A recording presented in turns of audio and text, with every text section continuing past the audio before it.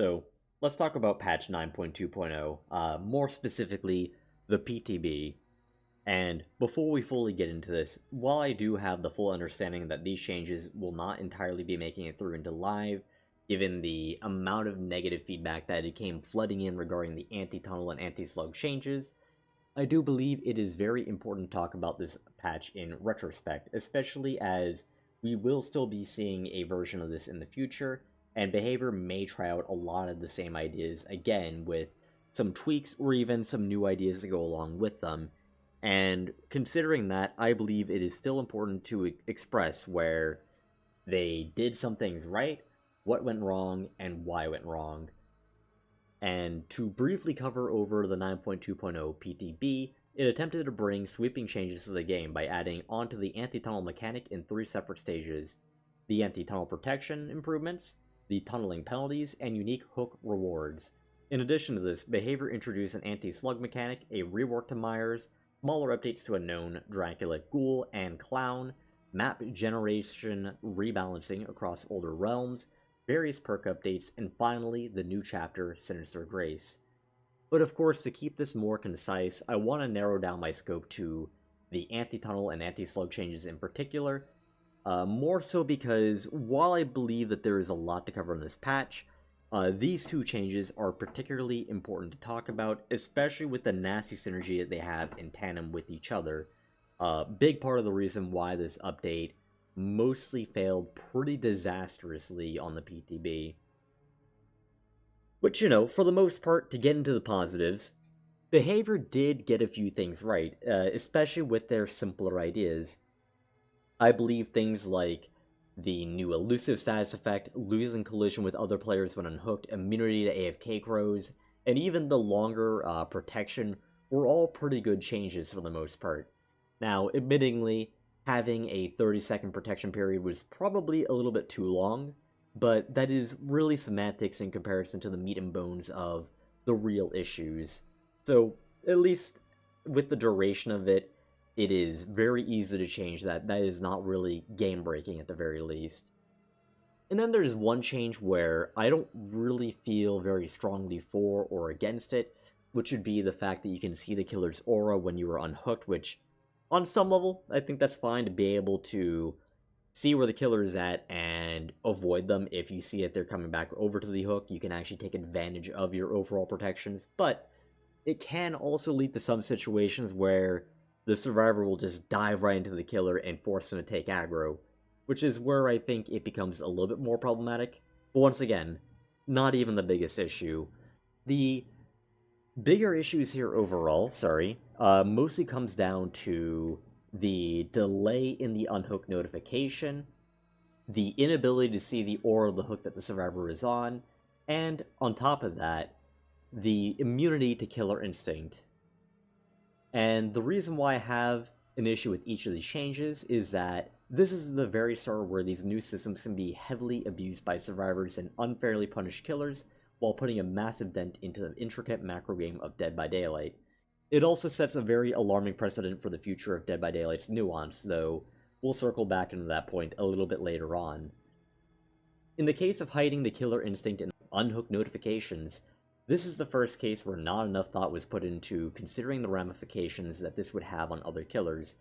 As an example, an unhooked survivor could immediately go for the lament configuration against a pinhead without the killer being aware of it. And while there was a visual cue if the survivor attempted to solve the lament configuration, the issue is that you as the killer had no chance to properly prepare for this. For example, if they just pick it up and then run very far away from where you would suspect the box is spawn at, you wouldn't know because that information will not become aware to you until 10 seconds later.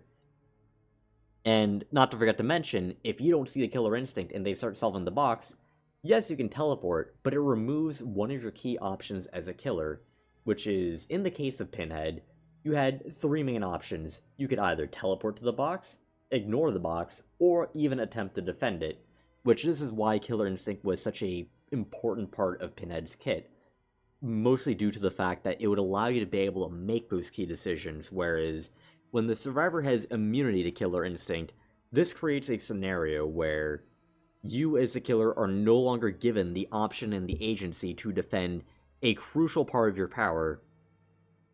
And not to forget to mention, with other killers, killer instinct is a crucial part of their kit as well, like in the case of Legion.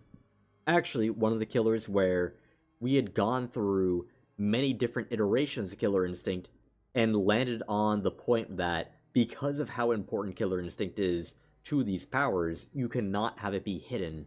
It is why, for example, there was a few points about killer instinct that got contested multiple times, like being able to see a survivor through a locker. It is why we have the mechanic the way that it is now, with this ability to be completely unable to be mitigated. And this becomes far more damning in the case of the Onryo when you consider that very important macro decisions hinge on you becoming aware of the circumstances of your match, such as suddenly condemning a survivor entirely as the Onryo, the killer built on the concept of having an alternative way to kill. And while I would say this would also be damning in the case of Twins, let's be honest, I don't think anybody has ever been hooked in a Twins match in the history of Dead by Daylight.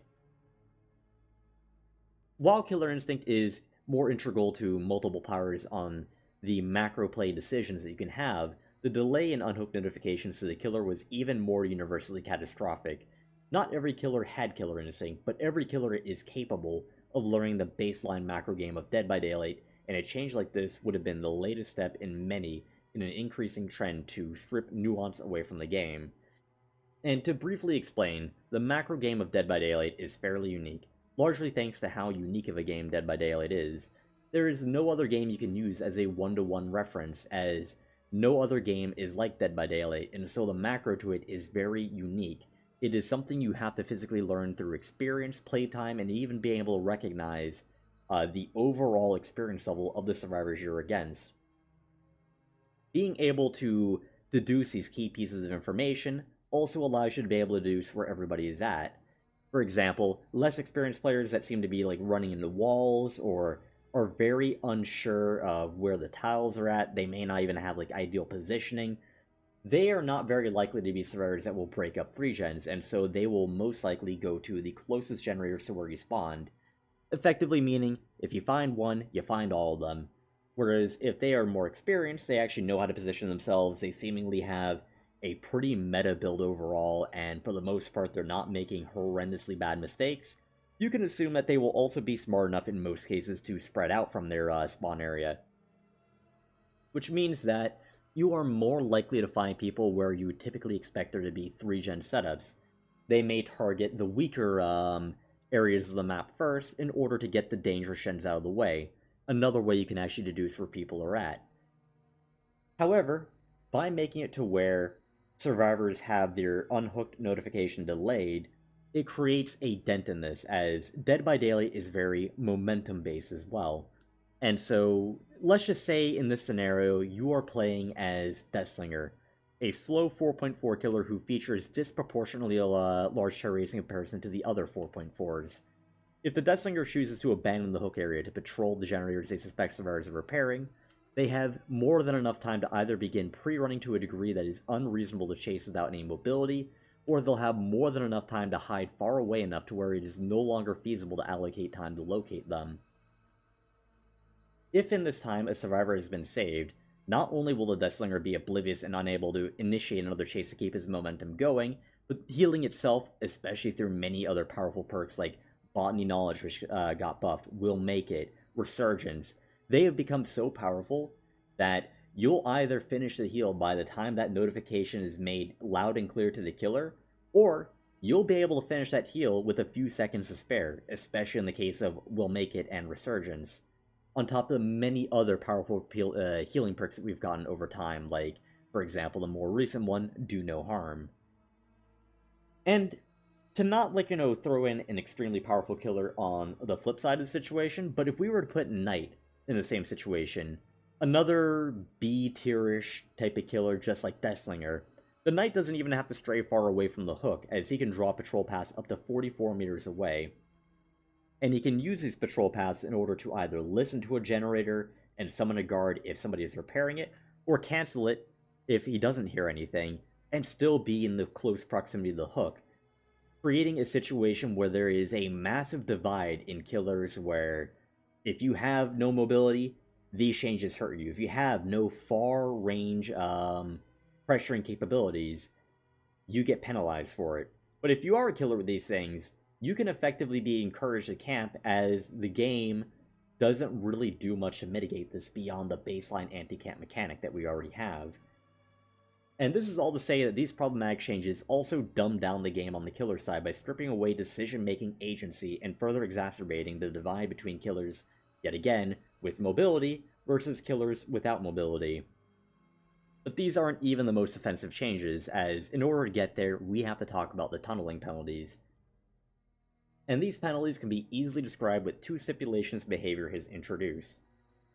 Killing a survivor as early as 6 stages has been achieved will net all the remaining survivors a 25% repair bonus, while killing the most recently hooked survivor will cause the killer to become unable to regress, block, or damage generators by any means, also meaning that you effectively kill just about every slowdown perk in the game, just short of Thanatophobia, Dying Light, and Gift of Pain. Most of those perks that I just listed are not even particularly all that good. On paper, these changes were just as scary as they were in execution, on the simple basis that changes like these greatly reduce the future design spaces of the game, while also actively killing a few of the killers that currently exist. For example, the Onryo and the Pig are the most vulnerable killers to abuse from the system. The Onryo would effectively be unable to use her condemned mechanic in any meaningful capacity without being highly penalized in the process, because her entire power is built on an alternative method of killing. Now, while yes, you should still hook with her, the whole appeal is that if you went all in on using the condemned system, you could either use it as a great way to delay the overall progression of the game, or you could use it to get a really early kill, which would help make up for how weak of a killer she is, given that she is a raw M1 killer beyond that. And, of course, you also have the Pig, where you have an odd case where you could, say, put a bear trap on the survivor, and while I think we can all agree that a pig should never tunnel a survivor with a head trap on, and a survivor should also never die with the head trap on, let me paint you a picture really quickly on another way that the system can be abused. So, say that you are at about 4 gens, you have just gotten your first down, and maybe there's another gen that's about ready to pop, and you put your head trap on that survivor you just downed, and you put them on a hook. Let's just say now that gen number 4 pops, and now you're at 3 gens left. That head trap is active. That survivor could get unhooked, and because you're an M1 killer, your next chases are not guaranteed to be very fast. So let's just say in this hypothetical, you are spending this time to chew through resources in the hopes that your head trap will gain you more game delay to make up for all the time that you are wasting right now. Except, with these changes, that doesn't happen. The survivor keeps their head trap on, they go to a generator, they pop a generator, and they continue to do this. They continue to progress the game and completely ignore the head trap in the process. And although you never chase the survivor again, you never hooked them again, you never even looked in their general direction, they could have their head pop while they are finishing up all the other generators, and you are penalized for it. Not only do you get penalized with the 25% progression increase, but you also get penalized with the inability to damage generators. You get the inability to block generators. You can't use any of your perks, all because a survivor decided to keep their head trap on. Another example of how there was a horrible oversight in these changes overall. And that's not even scratching the bottom of the barrel either, as there were other honorable mentions like, once again, Pinhead, but let's not beat a dead horse since we already mentioned Pinhead earlier. If you're playing Trapper, Hag, Unknown, Demogorgon, no problem. The unhooked survivor can just dismantle everything you have set up, and the only way you'll stop it is if you chase them. Except killer interactables don't even count as conspicuous actions, which means that they will just still have their anti-tunnel perks active, and they'll also have their anti-tunnel bonuses as well, if they choose to play that aggressively. And while some killers would undeniably have it worse than others, this presents a serious issue with the direction of the game and where it is going in. Dead by Daylight is losing its nuance and elements of its vast macro game. Changes like these in particular shift Dead by Daylight from being a game that gives you many different paths to win through, to instead being a game that is defined and very linear in terms of how you have to win, and it will punish any of those who deviate far off of the trail that has been laid out before them. It doesn't matter why you stepped off the trail, or for how long. The system doesn't care for more complicated situations. It doesn't care if everyone is hiding, or if certain perks make specific survivors completely unhookable. It doesn't care if the survivor aggressively runs into your face, or tries to find new innovative ways to die. It only simply cares that you as the killer play on its strict terms, and it also only cares for the fact that you as the killer do not use elements of your power if those elements of your power can cause the survivor to die without any input on your end. It's hard to ignore the survivor who is on death hook if they are the ones actively weakening your power, body blocking for other survivors you're chasing, or making active flashlight or pallet save attempts with background player, or at least distract you for long enough for the down survivor to activate their flip-flop power struggle combo, effectively meaning that you are no longer able to hook them. And in addition to this, if we're even on this note, this is where the anti-tunnel changes begin to have a very nasty synergy with the anti-slug changes. In isolation, this can kind of be excused a little bit. You can go and say, okay, the anti-slug changes, while potentially game-breaking in some niche situations, is not all that bad. And those niche situations can be changed with general changes to the game itself, like perk updates, especially things that can happen later on down the line. With the anti-tunnel changes, if they're in isolation, they're not that terrible because you can at least work on it over time. But when you have both of them together and you have survivors who very aggressively run into you or do everything they can to get your attention by dismantling other elements of your power, or do the objective in your face, making your goal a lot harder to achieve as a killer, they can now do all those things, and if you choose to slug them to avoid being penalized for it, guess what? You've gotten penalized again by the anti-slug changes, as now they can build up their anti-slug meter, the resolve bar, most of the way through on the first instance of this happening. This is not to say that I think it is a good thing to be able to start the game with the immediate intent to tunnel someone to death by hooking them 3 times in a row. That is truly malicious gameplay. I don't even think it is a good thing to be able to bleed people out. That is, once again, malicious gameplay.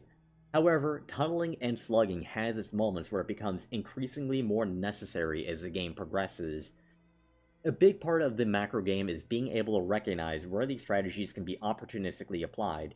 If a survivor is on death hook and they decide that they immediately want to jump on a generator and ignore their teammates' attempt to heal them, and they ignore the chance of doing anything to evade the killer whatsoever, the survivor should not be a reward in this situation on the simple stipulation that just says, you will go chase other people or else.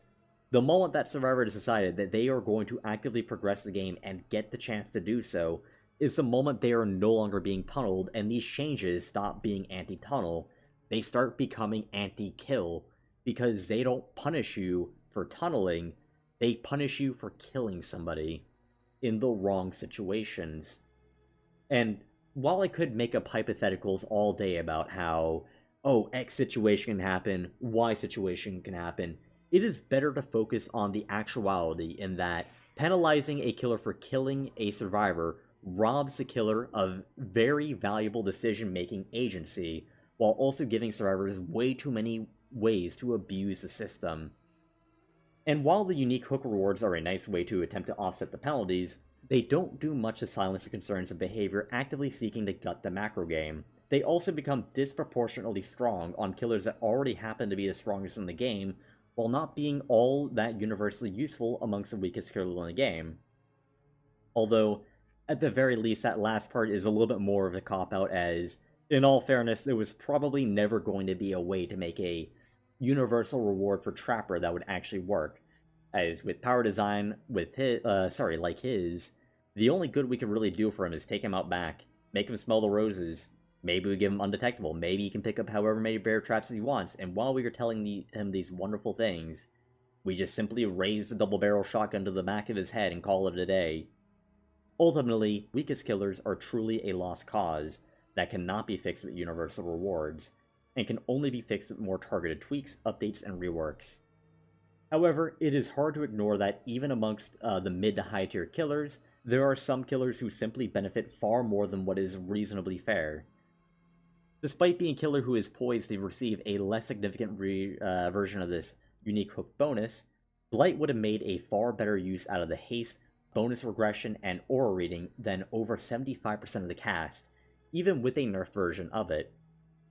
Blight is one of the most powerful killers in the game, arguably the best in my opinion, and he doesn't have to pick and choose between having to kick a generator or chase a survivor. He can do both. He can have his cake and eat it. He can kick the generator, he can be blast mined by that generator, still get his regression off, and then still be able to immediately rush by a survivor and be right back behind them within mere seconds.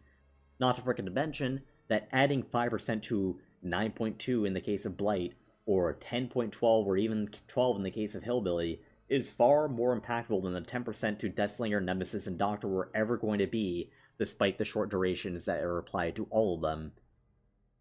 And there's even bigger winners in this that weren't even given a nerf version of the bonus reward, such as the Spirit, a killer who would have skyrocketed in strength by so much that she would knock Nurse out of her number 2 position while leaving the door open for other insanely strong killers like Singularity, Chucky, Dracula, and Kaneki, regardless of how strong these benefits were for them, to effectively kick her out of her top 5 slot.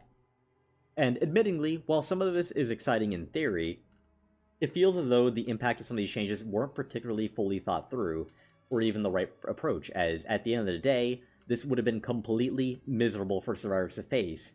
And while it would be extremely complicated, especially given the fact that we were about to have 41 killers once this patch drops, these rewards should have been more unique to each killer to better fit the needs of their more specific kits that they all have. Some killers could have absolutely been given this haste, bonus regression, and aura reading without an issue like Vecna and Wraith, but for the sake of fairness, a killer like Spirit, Blade, or Kaneki should be given something very different, something that is very power specific. And an overlap in these unique rewards could also exist amongst certain killers where this is applicable, like giving more traps to the Trapper or the Hag as their unique reward, as that is something that is more feasible to them in the long term. But they definitely need to be more targeted in general, as especially if we were to go forward with these universal changes, the problem is that it massively limits the design space of Dead by Daylight, as now we have less room for unique things to happen. We have more things you have to be careful about, like, will a killer become suddenly extremely overpowered with these buffs but be perfectly fine without them? Do we give them a nerf version of it? Is that nerf version even nerfed enough for them? And it runs the risk of becoming a recurring issue every single time we update a killer, every single time we rework a killer, and every single time we introduce a killer. Whereas, by making it more unique, we open up the design space, we allow there to even be add-ons built around it, and behavior can get very creative with it. I think at the very least, it would make the game a lot more interesting, and would also push the game in more of a direction where having these spread out hooks can become more integral to the game itself. This doesn't even go into all of the issues that I had with the anti-slugging mechanic. While I did touch up on it a little bit earlier, there are other issues, such as being able to abandon the match after only being slugged twice. This allows for an extremely easy cop-out for survivors when there wasn't even likely to be any problematic gameplay happening, and it allows for it to become an extremely easy cop-out of a match for Flashlight and Sabo Squad from the moment they discover that the killer actually has a pulse. Crawling and recovering at the same time also is another problematic change, as it eliminates a lot of crucial decision-making on the survivor side. Specific perk buffs and certain combos make the system far too abusable, such as the plot twist buff for whatever reason, while power struggle flip-flop make it impossible to pick up a survivor at all if you happen to be unlucky enough to be caught in any animation beyond the weapon wipe that caused you to down them in the first place. Deliverance causes a situation where if you are in a position where you can't afford for that survivor to just be able to unhook themselves, guess what? If you slug them, they are now able to recover, and there is nothing you can do about it. There are just so many other perks I can go on about, but I think at that point we are just adding on to an endlessly long list for no reason. Ultimately, the problem with all these changes is that they strip very important nuance away from the killer kit. It strips away a lot of the macro game that I have personally grown to love about this game. And not to forget to mention, by adding all these things at once, we have created a situation where it has been so difficult to give targeted feedback on this PTB that if there is anything else that is problematic, like some of the more specific map changes that are happening, such as with, I believe, Groaning Storehouse in particular, these are things that we have not had the proper time to give feedback on because there have been so many other things. If there is a problematic perk buff, we didn't get to cover it because there were so many urgent changes happening to this game. And, this is not to say that I don't appreciate what Behavior is doing.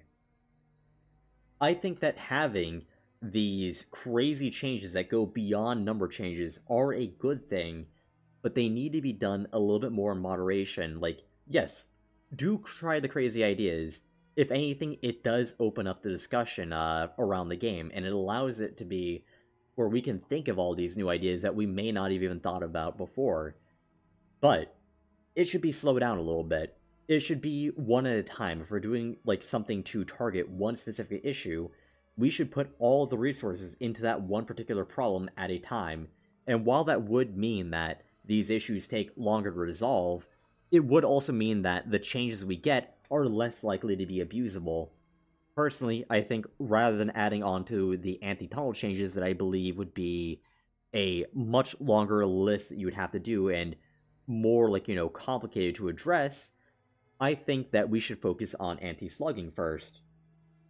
So that way we can focus on finding a fair middle ground, adjusting a bunch of perks that revolve around anti-slugging. Like, for example, maybe nerfing We're Gonna Live Forever if you make it a little bit better to deal with excessive slugging. But in general, it would allow them to focus on more specific things and allow us to be more concise with their feedback, as that is going to be a serious problem with this patch, where I think a lot of the things that are going to make it through are going to go under the radar because we just didn't have the time to talk about it. But that being said, I think that despite the failures of this patch, once again, Behavior should try doing more ambitious changes in moderation like this. But once again, they should put more thought into them, as while these are refreshing changes, they do need to be done right in order to make sure that we are not wasting precious dev resources. Especially where right now we have so many killers in the game that are completely unplayable and bugged beyond what is even considered fun to play with. Twins is practically unplayable. Knight is unplayable on some maps. Unknown has a couple of issues with the bounce logic. Xenomorph is just unplayable on certain maps. There are just so many killers that are bugged beyond belief that having these situations where the devs have to go back to the drawing board after dedicating so much time to this is time we are taking away from making the game more functional. But with that being said, I think that is the end of the rant that I have, so that is all that I have for now. And while there is so much more to this patch that I didn't cover, I feel as though the other changes would have taken away from the core issues I wanted to talk about this time around. So if you made it through, thank you. I know this is a little bit of a rant, and on top of that, I wasn't very good with my actual speech overall, but once again, thank you for watching, and I hope to see you all again next time.